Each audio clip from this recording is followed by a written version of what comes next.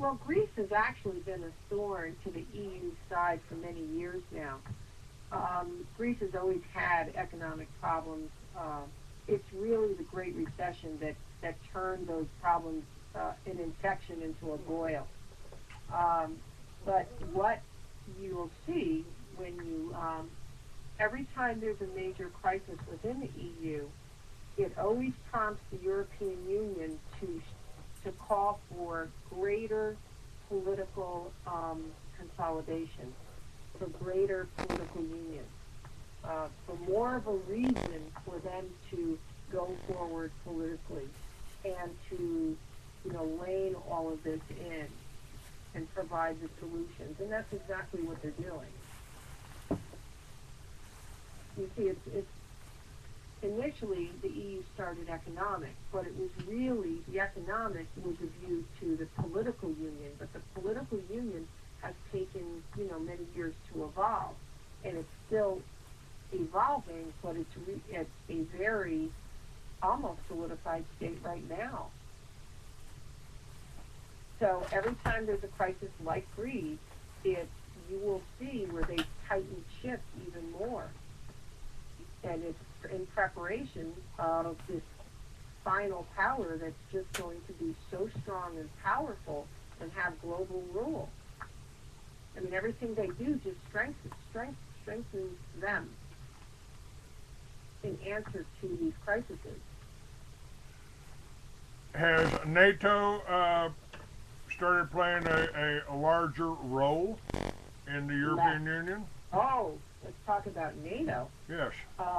There's one thing I would, Solana, two of the leaders who headed NATO were anti-American, were very pro-EU, and I believe that they were within NATO to actually undermine it. And NATO, I don't believe, has the significance that it once held. Because Europe is now talking about its own army. The EU just launched its own version of the CIA, its own intelligence arm.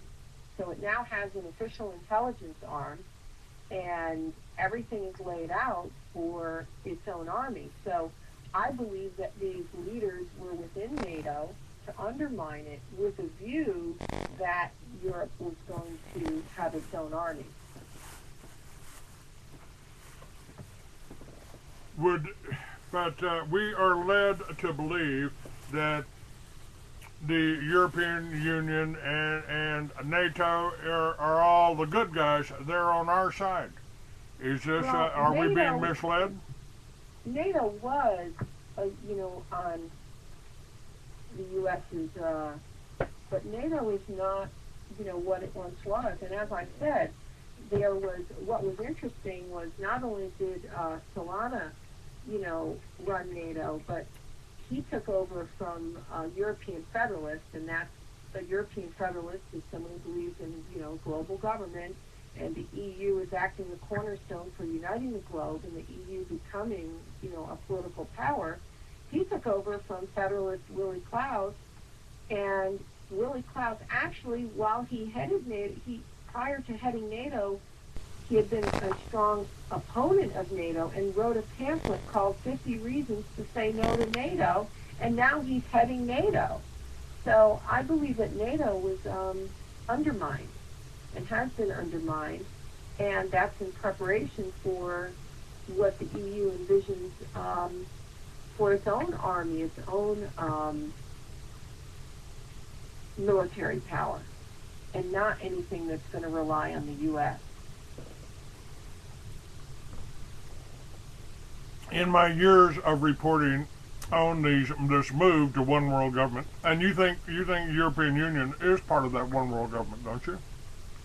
Oh yes, from my research, the EU's version of globalism is so much more sophisticated, thought out, well planned, and not only well planned, but many members of European federalism all go on to hold leading positions within the European Union and within the member countries.